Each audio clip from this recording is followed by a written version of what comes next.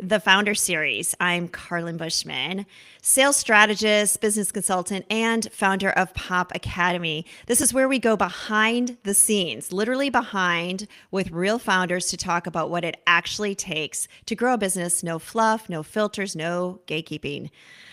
Today's episode, which we had some talk and some conversation before we jumped on, is for anyone who's been asking, is this even working anymore? Like, what am I even doing, right? When it comes to marketing.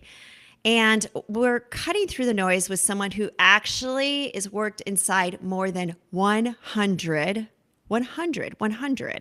online businesses and knows exactly what's actually moving the needle. And that's so cliche. What's moving the needle? I sometimes I say that so many times. I'm like, let's move the needle. Let's move the needle. I'm like, who came up with that? So anyway, that's a marketing question I actually have too.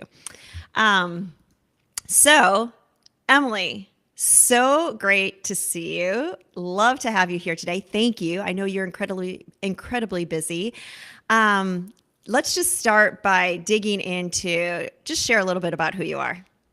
Thanks for having me. I'm really excited about this conversation, and I love all things marketing. I actually fell into freelancing as a military spouse. I took my journalism and my PR and all my random hodgepodge jobs that were on my resume and put it to use in the online space. And I've helped clients grow, nurture, and sell to their audiences. And at some point, I was like, dang, I need to do this for myself. There was just a lot of people who were looking for good, reliable help, not enough people who did the work and were dependable. And so I started teaching my friends. And so I kind of have my foot in two businesses, one, the education space, teaching the marketing services, and then also my own client work in marketing. And I love the education so much. Just like as founder and creator of Pop Academy, for me, education is so important, right? No gatekeeping is what we're all about. And Me I too. feel like as soon as I learn it, Emily, I want to share it with everybody else to support, like, yes, rising tide lifts all boats, right? So what does the education part look like for you? I'm just curious since that speaks to me so much as well.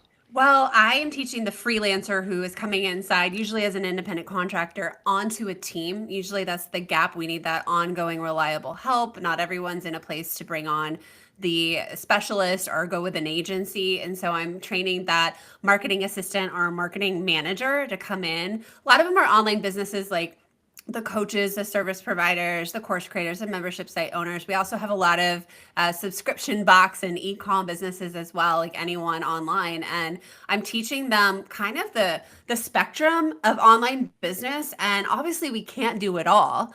But a unicorn marketer is a full stack marketer who kind of knows how the pieces come together. And so you might hire out part of it, or like maybe you don't need affiliate marketing and someone else could do that, or maybe that's like phase two. So I give them those foundational skills. I felt like a lot of general VA coaches had a course that just teaches the business setup and didn't really teach the how. And then I have a membership called the Digital Marketers Work Group where we all really support each other, and kind of like you're doing here. And like we keep learning and we also refer Yeah. each other. So we've had over 3,000 jobs in that small community, referring people. And it's really fun. Somebody who started their business 3 years ago and is now worked their way up inside a seven-figure business will come back in the group and hire more. And it really kind of stems Wait, from this. hire for their team? Yes, So build their yes. team? Emily, this is Yeah, so yeah, cool. This is yeah. so cool. I feel like Emily Reagan University. Like I feel like, wait, what? I'm not joking. Like this is Yeah. so like why I am I going to go back to college to get like all the education you're talking about here? No, No, of course no. not. Yeah. Okay, And I mean, it's this hard to keep up with. So it's really nice to have a community that's like, oh my gosh, did you see? I was thinking about what you talked about with Megan with the new inbox tab. And like, did you know this email subscription tab is open? And just as long as we can keep each other informed and we can represent collectively, like the jobs just keep coming back. Yeah. Oh, what a great gap that you're filling because I can't tell you how many founders I talk to on a consistent basis where Mhm. they can't afford to go hire a big agency, right? They Right. know they want to start with a VA or somebody of that sort to wear multiple hats. They start to grow. Maybe they end up having an agency that they can hire. Let's just talk from a marketing perspective potentially. Then that person grows with them, but the education that you provide that the founder doesn't always have to provide, right? Yes. Like they can get that education and that constant learning and what's happening in marketing from you and your membership and your team. And then to know that you also create this whole space with vetted, trained, additional humans that are really well versed to hire additional team members. Yeah, a lot of them are like me, overeducated, underemployed military spouses, moms who are getting back to work after a baby break, who might have a journalism or mass comm degree and loads of experience in education. So it's nice to find that part-time help with where you are now, what you need now. So do you help place them also, or how does that work? I get asked this a lot. I I share bet. the job like a job board. I don't want to be in charge of hiring or have that liability. So what we do is we share your job, and the contractors reach out individually. And I say contractor, it could be an employee position. Sometimes they turn into an employee position, but usually we're Totally. in that place you're talking about where we're just needing someone for a few hours a week, or 40 hours a month or something like that. So we just have them reach out individually and make that decision for themselves, because ultimately they need to vibe and vet each other, right? Right. Yeah. No, it's definitely a relationship. So I'm going to go off script now. I know we have our Yeah. questions, but I have to ask this question. Offshore. How do you feel about offshore? Right. Oh, Because this is yeah. I think about that. It's becoming more and more of a topic lately. Right. And what are your thoughts on it? Just This because is these are supportive, or Fiverr, right? Fiverr is another yeah. place that I think about. Tell me It's more about really that. a sticky subject, and I don't think there's any right or wrong answer. And I have nothing against, especially like the Filipino VAs are very well known. But I think the gap is, agencies sometimes don't know the business well enough, right? Or they're paying a lot and then have a middleman, and then you don't always get like the best person who's that middleman. And the gap is people need ongoing, reliable teammates. We're not all in this place. I mean, I've been in 100 businesses. No one is perfectly organized and has it all together. And sometimes things move quick. And so there is just like this benefit of someone on your team. But you don't want the blind leading the blind either. You don't want a new business owner hiring a new VA. Like that's a good way to stall your growth too. So, it brings money to people who need it. It can create like, bubble economies with a false market when you're overpaying people. But I also believe in paying for the role. I think one of the things that irks me is when people are trying to get a specialist, pay them a generalist rate just because they're overseas. And that just seems ethically wrong to get an ads manager and pay them $10 an hour. And so I am all about people seeing the worth of their work and charging for it, and realizing like, oh, I'm bringing in leads and sales. This is not $15 an hour. Yeah, I love that you've touched on it. I can tell it's a passion point for you Yeah. that Yeah. you've touched on that, and you probably see that quite a bit. And thank you for also saying, with over 100 companies that you've worked with, they're not all as organized as they may present. Like, do you see Yeah. that a lot? Nobody is. Even the Yeah, like copywriters, you think they'd have their like audience dialed in and be like yeah. perfect on their demographic, and no, they don't either. So yeah, we can all breathe a sigh of relief, and Oh, I just felt like the heavens just opened, and you're like, thank you. Thank you for saying that, because I think so much of the time I feel like if my plan is this, I'm doing this, I'm running full steam ahead, or the clients that I work with, or, the different Mhm. founders, that we all stay in that space where we think everybody else out there has it all together, and trying to Yeah. make all these decisions and staff up as fast as possible, or not staff up, or make these decisions. So I know we went, kind of sideways on that, but I've been having a lot of conversations around offshore talent and what that means. And I was just Yeah. curious in your opinion, because you're really in that space to Yeah. see the pros and cons, It's and where it hard would too fit. because the Yeah. coaches, all the big business coaches, I mean, I'm going to call out James Wedmore as saying go hire overseas. And there's other coaches saying go hire an employee and pay them nothing and have them do everything. And like all of that, just it's hard because it's also a business, and we got to pay attention to our bottom line. And, ultimately you have to do what's right for you and live with that decision. Yeah, that's a really good point. So, speaking of Yeah. living with decisions and things that are out there and different advice that we get across the board, I want to dive into marketing and organic marketing a little bit more, because we did talk about, what is going on in marketing today. It's such a broad space. Yeah. So, I don't know where you want to start, but I want to know what's going on today in marketing. Well, I'm thinking about what you said just with being organized and how businesses are struggling, and not everything can be a priority. And I think that's true in marketing. And like, I think we all put this pressure on ourselves to show up in all these different platforms and channels. And it's too much. I think ultimately, like, we have to decide what is our path, where are our customers, and focus on there and kind of let go of like that Instagram shame, the comparison that happens where we think we have to do it all, honestly. And if you were to say one thing, so Instagram shame is real. Like I understand Yes. that. And I try not to go down that rabbit hole. All of a sudden I'm like, oh no, wait, that's trending. I totally missed that. Am I too late? Ugh. Then I call like, Michaela, who is amazing. Oh, we have somebody in the chat that said, go Emily, Liz. I don't know if you know Liz, but yeah, Yeah, yeah, she's a yeah. social media manager. She does LinkedIn. Yes. Okay. Okay. So we're giving her some props right now. She can even chime in with some questions or thoughts. So, Liz, if you want to put Yeah. anything in the chat, by all means, since we're on this topic, what is the one thing that you're seeing in? Let's just dial it into Instagram right now. Like, what is the one thing that's going on that we should pay attention to? Well, I think what I'm going to start and do the opposite of what we shouldn't be, because I think that, like, I'm going to call it, I don't know, viral shaming. Like, we think we have to chase this viral moment and it's just going to explode our business. And I think that's what is happening when you see the trend.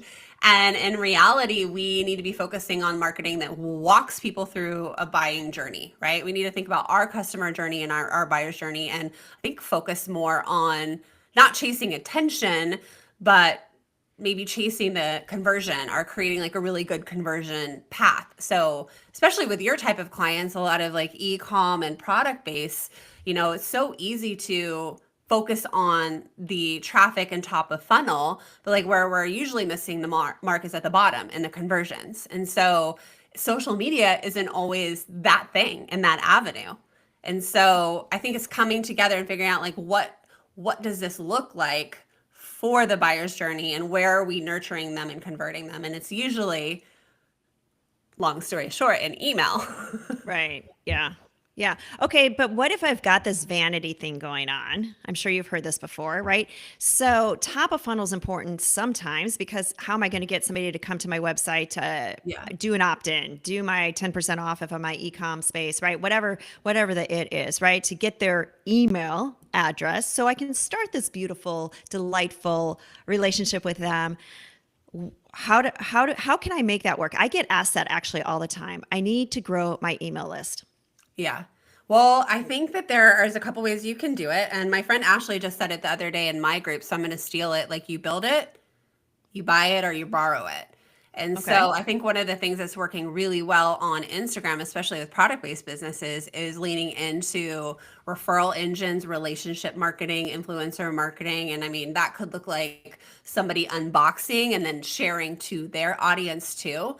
I have a lot of people who come to me with this pressure of like, oh my gosh, how do I do social, or what should I do? And I'm like, sometimes it's not quite you just posting, is you collaborating with the right person to get more eyeballs, instead of getting in that sludge of like, all right, now I have to like post every day and post every day, which is like hard, not really sustainable for a lot of us. Okay, so I had an idea yesterday, Emily, and I want to run this by you. We're going to do Okay. like a live question coaching consulting situation here. Okay. Um, I am a huge fan of supporting women owned businesses. So, a lot of my clients, or not my clients, I buy product from them, or whatever the case might be. So, I recently bought some product from them. And literally, I did this yesterday. So, I'm really sharing like real time right now. I unboxed and I decided I'm just going to do an unboxing video just because I really like this business, or I really like the human behind the business is more times what it is, right? We know the relationship, the person, the founder, the creator. So I did an unboxing and I sent it to my social team and told them they can do with it what they want when they want to post it, tag whoever. But I did it unsolicited. No one Mhm. asked me to do it. And I think we are, as founders, so like in the zone of asking others, if I send you this free stuff, will you do an unboxing or something for me? I think sometimes it's really great to just do it just because if you do buy something from them. Like, so I think walking that talk sometimes, and I think about when I want to give a shout out to somebody, if somebody like, you don't even have to send it to me for free. Like I'll buy it and I still want to do it. I wish, and what are your thoughts on that? Just asking your customer base or, having a relationship with people who actually purchase your product to just do that on occasion. Can we just do things to be nice once in a while, right? Yeah, and I think about the retention and loyalty that comes after a purchase and getting the review after. I mean, we know to ask for that. Like we're trying to create super brand fans here. And so getting them to do that for you, it doesn't have to be like a paid, transactional thing either. And I mean, I was at a retreat, Unicorn Snot was there. I have a unicorn brand. You better believe I just shared it for fun. But what's interesting is the companies who miss out on it and don't see it. I mean, I'm Yeah. sure they're bogged down too. Okay, my Botox lady Yeah. went viral on TikTok because she was the one, I don't know if you saw it in the news, who had the Aura ring and found out she had cancer through the Aura ring because her temperature Oh, was going crazy. no. Oh my God, I don't even know if I should say this live, but I'm just going to tell you this is like a brand fail because she was like, Aura didn't really reach out and collaborate or foster that relationship. Do you know how many news outlets were reaching out to her? And she told me, I just stopped doing them because there was no point. And then she told me, oh my gosh, Hatch set her a free alarm clock. And I'm like, that has nothing to do with like this. And so I just Right. thought, like, what a wasted opportunity. You weren't paying attention to your own engagement, what Right. users, like, what is working, what are people talking about? And I'm going to bring my PR and journalism background in here and like the news jacking moment, like, ride that baby. And what a big fail because the brand wasn't paying attention, or maybe they had some rigid rules and like it was going to take months to find the Kim Kardashian, esque influencer. So that's where my brain went. I'm like thinking about the people who are already using the product and like reaching out to them. They'll do it. So, do you teach this also I mean, inside of your?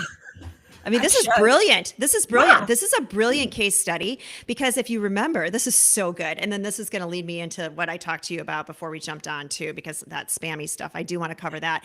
But that reminds me of when the car accident, whatever we want to call it. Do you remember the car accident? The only thing that survived was like of the car was like the Yeti or whatever. Yeah. They did a good job. They're like, Yeah. we're going to buy you a new car. Or, I mean, there was a whole bunch. And the fact that I can even remember that at this moment, but when you Yeah. said it, it triggered the opposite when somebody actually, that was a very unfortunate situation. Of course, we know that, right? Yeah. But they went ahead and it was like a good example of using something that is beneficial and it cost them nothing probably to buy this person a new car or whatever in the whole scheme of things. But it's Yeah. very interesting what could have happened there. Yeah. It's like a mix of influencer marketing with like the regular people. Yeah, Maybe like vet and make sure the stories are true from like a PR standpoint. But agree. yeah, like use the content. This goes kind of back to our talk. Like instead of recreating everything and feeling the need to post a new reel, like what can you repurpose? But also what of other people's can you use? Can we Yeah. like reel jack or marketing jack? I don't know. I'm trying to like make news jack Yeah. work. Yeah. Yeah, Oh, that sounds like a trademark word for I you know. somehow, some way, somewhere you need to like create a word, right? User generated content. They always talk Yeah, about UGC, but you yeah. just you just brought up another word that is really, really good about that. Okay, so I'm gonna pivot for a second Okay. because I feel like well, I just want to recap on that. I think like whether it's a LinkedIn post or a Instagram, unpacking, it's really nice when people do things and maybe add it to our lists or add it to our tasks once a month, twice a month, whatever it is, unsolicitedly. Go give another brand a shout out just because you really like their product or you like it. And it's not about you, it's about doing the right thing for them sometimes, right? So I really feel like it's just kind of a nice thing to do and drop into. And I know we're all about business all the time, but I think there's that human connection that Yeah. gets overlooked sometimes. So I don't know. It really just occurred to me yesterday. And I don't know. I wanted to share your thought and get your thoughts on that. Okay. So like you, like me, like many of us, and this happened to me literally this morning. So this is fabulous. I got a couple emails from a client who constantly receives, and so she just decided to send two of them to me specifically, receives something in her inbox to say, sign up with us for marketing. We can grow your business. We looked at your website. They were very clever. They included a Loom review of the website, by the way, in the email to her saying, Mhm. we can grow your sales by, and they gave her a number, like without knowing her numbers, they gave her a number of like 10,000 a month, Yeah. 20,000 a month, right? And over the course of 90 days, they guarantee they can do this. They're so confident they can do this. And you don't have to pay until we hit some of these target numbers. Yeah. What do you feel about like that? And how do you sort through the noise? Most of us just delete, delete, delete because it feels very spammy. But Mhm. they are getting really, really good at this. Yeah, I think there's some AI bots helping people do this too. Like some of the pitches are getting better than they used to be. Like you can still tell when they're real vague or they get it wrong. Like they're always asking, "Oh, are you we'll help you book more calls." And I'm like, "I don't do calls." So, I just flashed back to when one of my clients when I first started working with her had she wanted to hit the 10K on Instagram. Remember when that was like a big number? Yes. And it was all filled with bots. And what did that do? Yeah, like she paid for these bots, but her engagement was horrible and that just like made the algorithm hate her and it just like led to problem after problem after problem. And I think that the red flag is like if they don't know your offer, your own close rates, your own top of funnel, like there's no way they can promise a thing. And that doesn't sound like a very personalized service to start with, right? But that's the name of the game. They're doing massive cold outreach because it's a numbers game. Because statistically, a couple people will say yes and then they'll make it. But like, I find the problem with those type of agencies too is then they turn around and hire overseas and Mm, outsource it, and it's not always the person you're getting or you're talking to is the one doing the work. Yeah, so I get a lot of those bro marketers right now, and that's because my Instagram, actually, I just got a dark web alert. My phone number, my birthday, and my email is out there. And so oh I can no. tell, like, they're reaching out to me just because that email is available and they're getting it there. It's really easy to feel special. It's really Yeah. easy to be excited, but if it's too good to be true, it's not real. Yeah. So what you're saying is, first of all, like most of us, just delete those because they are Yeah, spammy, they're delete. AI, they're body, they're things like that. But if they offer to do the work and if I don't see success, I don't have to pay them. Yeah. That I want sounds very enticing to a startup business. Yeah, that's the Alex Hormozy script, right? Make them an offer they can't refuse, make it a no-brainer, and like they have to say yes because they just want to see it. But I know for me, if I need leads and I need lead bookings, like I'm gonna reach out to a contractor or an agency that I've vetted through my friends. I've just heard too many stories, and we're in that trust recession, right? Buyers Right. are less likely to trust, but we're also getting more skeptical of the people we hire. It's a lot of people who've promised and not been able to deliver on the Right. work. And so for me, I'm going to go a different route. If I and when I decide that's what I need, then I'll start doing my research and figuring out, well, who is the best at this service that I actually need.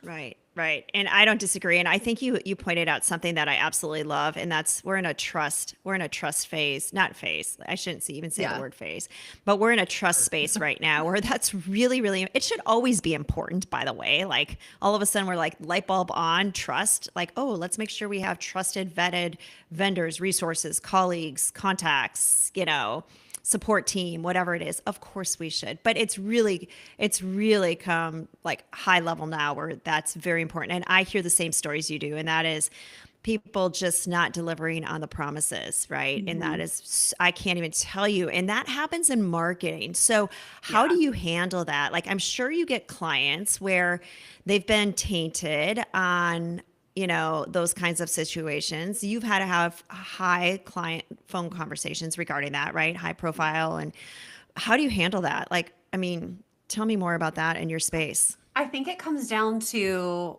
communicating expectations and not giving over bloated numbers. I mean, like think about how launching is now, marketing is now, it's different.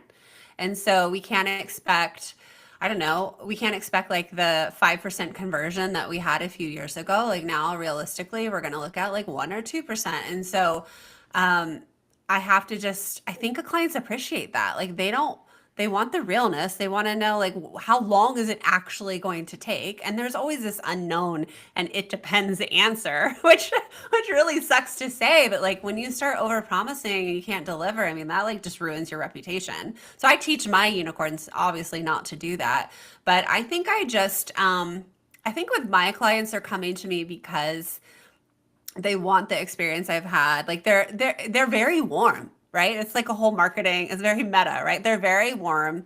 They're choosing me. They have done their homework, and unfortunately, getting burned by a bad VA or a bad teammate, like it's all happened to all of us. Like Yeah. each one of us has like made a bad hire, and we just have to get better and stronger about it, and more resilient, and do better next time. So what's the one piece of advice when you've just recently been burned in that situation? What would you advise? I think it's easy to misdirect and like blame everyone else, but I would be like Mm, truly honest with what you messed up. Like I know I have as a team leader, yeah. and I think about how am I not going to make that mistake again? I also do tell my friends so they don't, because I just like you, I like to share. I'm like, don't do this one. Yeah. But yeah, I think it's like what part of you contributed to that? Yeah. And I think that's such good self awareness. And oh my God, Yeah. that takes like years, right? To keep practicing that self awareness. There's always aha moments that drop in, and I'm like, oh, Yeah. noted. I got it. Right. Like, Or let me pause. sometimes I have to learn it again. I'm like, okay, I didn't really learn it. Yeah. And I feel like that's a muscle just like anything else we're working out, whether it's like, our bodies for a physical muscle, our brains, Yes. our minds, all of those connections. If you were to really think about what's going and trending in marketing, and I know we Mhm. kind of looped back to that for a second. What is if for an early stage founder, for somebody who's just kind of, let's say they've been in business for a couple years now, right? And it's Mhm. hard for founders to keep up on all the trends as it changes, and you've alluded to that too. What is Yeah. one thing that would make sense for them to do like today or this week, or something they, knowing we're going into the fourth quarter, which for I'm in product space quite a bit, right? So for Yeah. e-com brands, what is one thing that would be really important for them to start working on now, knowing Q4 is typically one of their best sales seasons? Yeah. So working on like something different than they're doing already, Yeah, or or just give us an yeah. idea. Like I'd like to like breathe some life into Okay. this. Yeah, I think where people are getting it wrong is really, I'm going to go back to that buyer's awareness journey. Like it's easy to just like cast the wide net all the time. But I think Mhm. really focusing on who is the high intent buyer who's ready to buy, who's gone through the stages of consideration, who is problem aware, solution aware, and is now like choosing you. And I think like focusing on the right part of that journey with your content, and then creating the content that is repeatable, that you can keep reusing and repurposing to feed those people first, because we need sales now, especially in the product space, right? And Right. we do need a level of nurturing, but I think figuring out what that content is for your platform where your people are. Like for me, I have fun on Instagram, but for some of my service providers it makes more sense for them to be on LinkedIn. And so like really mastering that, and like what is the repeatable content there for the high intent buyer, not just like the looky loos, not just like trying to like get chase the viral moment, right? And just get the views. Well, and I mean, I think that was one of the questions that we were talking about earlier or before we, jumped on in preparation for this. Yeah. What does marketing look like when you're not going viral? Right? Yeah. It's boring. It's boring. It's steady, but it's still profitable. But I think there are things we can be doing to create like the systems, right? Mhm. Inside. Mhm. I think marketing, honestly, if it's repeatable, if you're the one clicking the button, if you're the one scheduling it out, and it's something that's happening consistently, it's something to also get off your plate there. Um, I think email segmentation, personalization, storytelling, like anytime you can focus on the right message of transformation. I mean, you hear this all the time. Like we talk about like don't just focus on the features, like what is the benefit? And that takes extra legwork. Like even with my team, it's way easier to be like, "Oh, here's a sale," rather than go talk to this client, find out that she just paid off $16,000 of debt because of her new freelance gig, and then write a story about it and then get her Yeah. picture. And so it's like if you could spend time doing like the transformation content, you can keep reusing it, right? Oh, that is so good. That is so good. Transformation content. Like that Yeah. is the word for marketing right now. I really, really like that because can you give me an example of that in the e-com or product space? That would be something you could use because I Yeah. understand if I'm a freelancer and my first gig paid off my debt, like that makes really good sense to me. I Yeah. understand that. I feel like product based space is a little challenging Yeah, it to is. figure out what that transformation might be. So, do you have any good examples of that? Oh, that's a good question. It'd be fun to like come up with like examples too and like share them after this if I can find some. I think it depends on the product, but I think with ecom, it is going to be emotional. Like I think about the whole iPhone ad campaign that it wasn't just like that you have the phone, it's like the experience of music in your life. And so Yes. that's the example of the feature versus benefit. Like anyone can play music from anything, might not always be like the best quality. So like what does that bring to their life? And honestly, it's going to be the customer stories. So I think that ties back into what we talked about earlier is like having that follow-up conversation when somebody buys. Maybe they do an unboxing, but if they're willing to do that, that's a signal that they might be willing to take the next step and share their story. I don't know about you, but when I look at like I'm looking at the Nordstrom sale right now for the fall and they have it all divided by hue, right? So I'm like, okay, I'm a Okay. spring. So I'm looking at the Okay. color book they made just for spring, which makes me feel Okay. so special. But then in there, it's just like Substack after Substack, right? Like or subset. Inside, I do marketing too much. No, I love Inside this. there, I'm like, well, what does this outfit look like on other people or other body types or furniture? Like I'm thinking about like new pieces in my house and I want to see the user photos. So kind of like Yeah. just like tied back into your brand fans, like using your content and demonstrating it. And back to what we talked about, like you said, your brand fans, where are they using your product? How is it, enhancing their lifestyle, whatever that Yes. looks like from a product standpoint? How is it part of their beauty routine? If it's like part of that beauty routine, how is that changing? How is that transforming their skin, Yeah. and making them show up smiling more, feeling more confident, right? So a lot of that stuff. So I love what you're saying. I love transformational marketing, the whole concept of that. I think there's so much there. And I think it is so overlooked. Yeah, and think about what you can do with that content once it's made and out there and you have the usage rights to it. I think about some of the makeup brands that always pop in my feed and it's real people. I don't care what Kim Kardashian or Kylie is doing. Like I don't look like them, I'll never look like them and I don't want to look like them. But when you show me like a midlife 40-year-old mom putting on concealer and it's not doctored, I'm like instant trust and like instant buy-in from me because I'm always on the hunt for a good concealer. And so thinking about like how can we reuse that content, whether it is an ad, a retargeted ad for someone who has visited the sales page, because that's the high intent buyer. I mean, there's so much you could do with that. Yeah, and it's so funny you're bringing that up because for anybody who's watching this or will rewatch this, if you have a good concealer, please drop that into our comments because apparently Emily's looking for a good concealer. And You hashtag please me too. So drop your my hands up affiliate too. link. We're happy to talk about that. Amazon, if you have an Amazon link, whatever that might be, like let us know. That sounds great. Yeah, we're looking for a show sponsor. Always tying that in, right? Always Yeah. tying that in.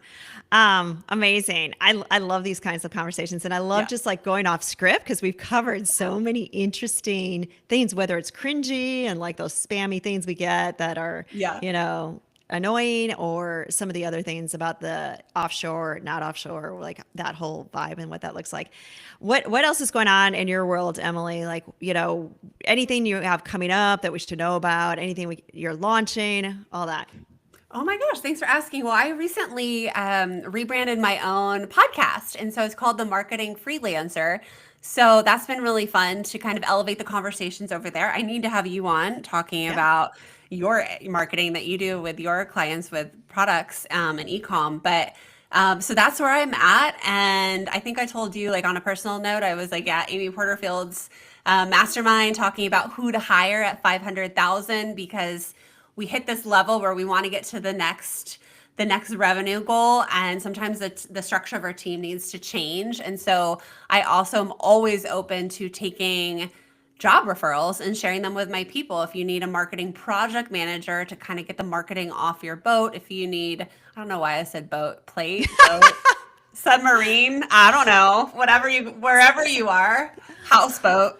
I got the specialist, I got the marketing managers, I have the marketing assistants who can help you take off the weight. I think what's the struggle for everyone is there's so much pressure to be everywhere. It takes up a lot Yes. of time. I think I saw a stat that like the average small business owner can spend up to 20 hours a week doing their own marketing. And yeah, so if you need people, I've got the unicorns.